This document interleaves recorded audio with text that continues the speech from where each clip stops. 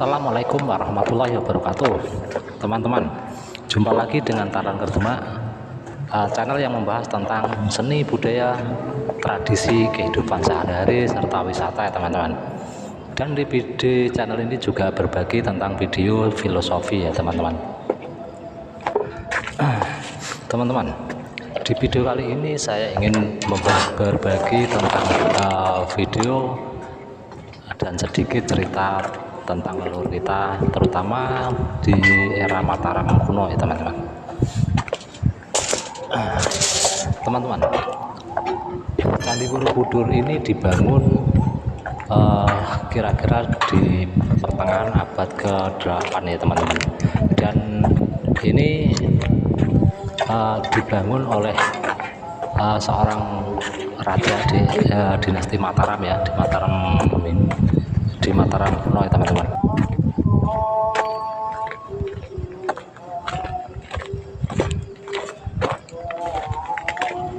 Teman-teman, di video yang lalu saya telah berbagi video tentang sedikit sejarah Candi Pawon ya teman-teman, dan juga saya juga telah berbagi video tentang suasana desa di mana Candi Pawon itu berada, yaitu Desa Brojonalan teman-teman.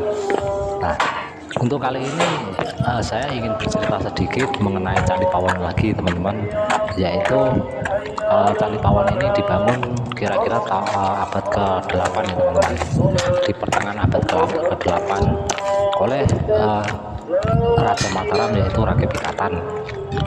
Dan Candi Pawon ini dibangun sebenarnya untuk menghormati para pendahulunya, yaitu ayahanda dari sang permaisuri Mataram, istri dari Rakai Pikatan ya teman-teman.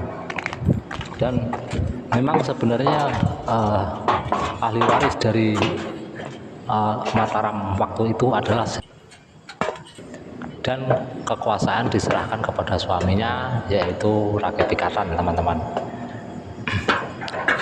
Perlu teman-teman ketahui bahwa seorang penganut Buddha ya teman-teman, sedangkan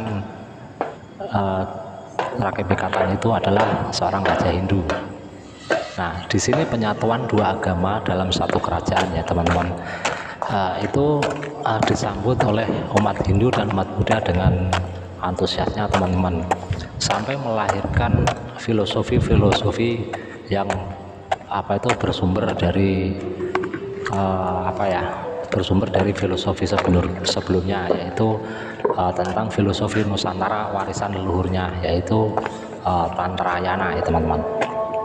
Nah, teman-teman, penggabungan dua agama itu dalam sebuah toleransi ketika zaman Rakai Pikatan dan Samartungga itu dibuktikan dengan berdirinya candi-candi Buddha di tanah Jawa, dan candi-candi Hindu juga didirikan juga banyak sekali, terutama di daerah Jogja dan sekitarnya teman-teman.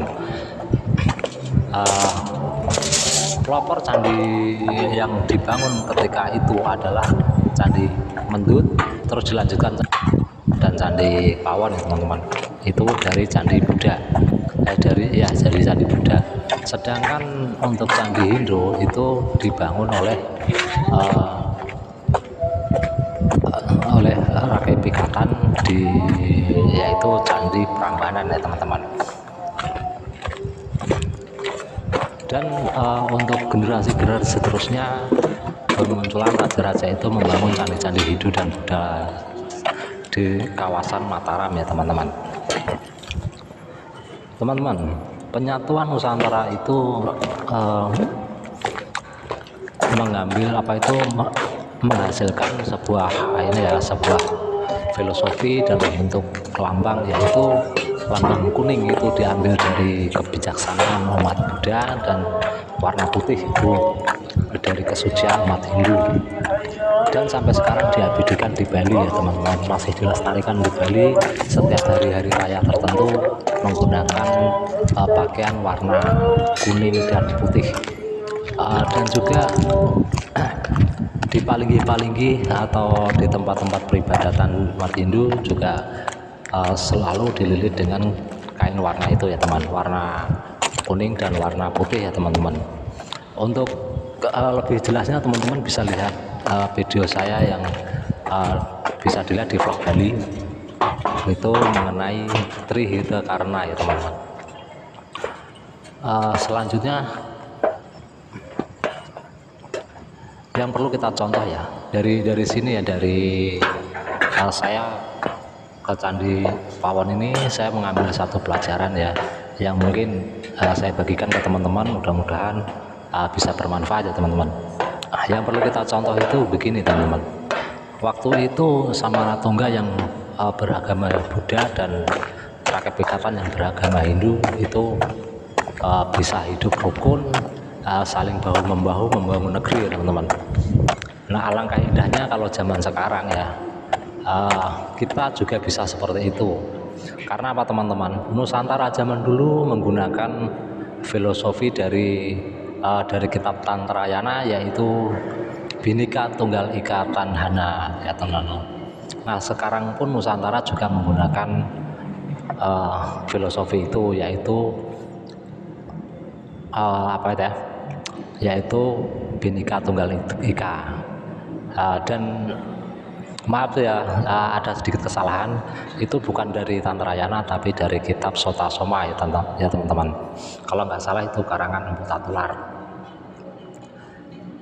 Dan itu juga begitu erat sekali hubungannya dengan Tantra ya teman-teman, karena orang-orang zaman dulu leluhur kita itu hampir semuanya itu penekun ilmu Tantra ya teman-teman.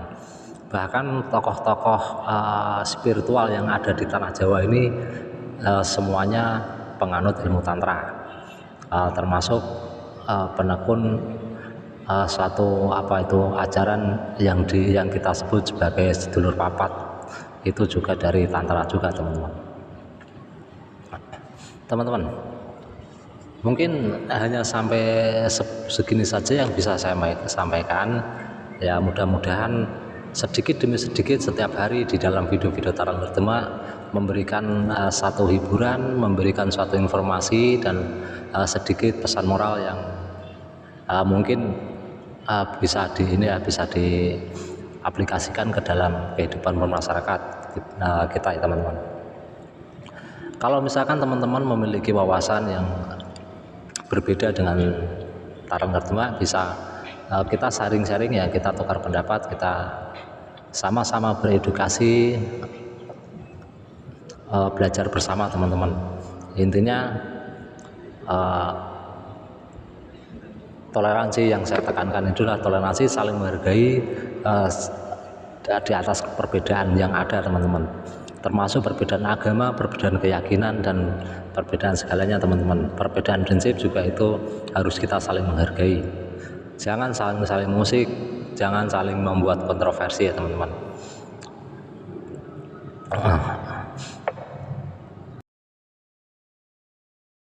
Sampai di sini dulu teman-teman. Wassalamualaikum warahmatullahi wabarakatuh.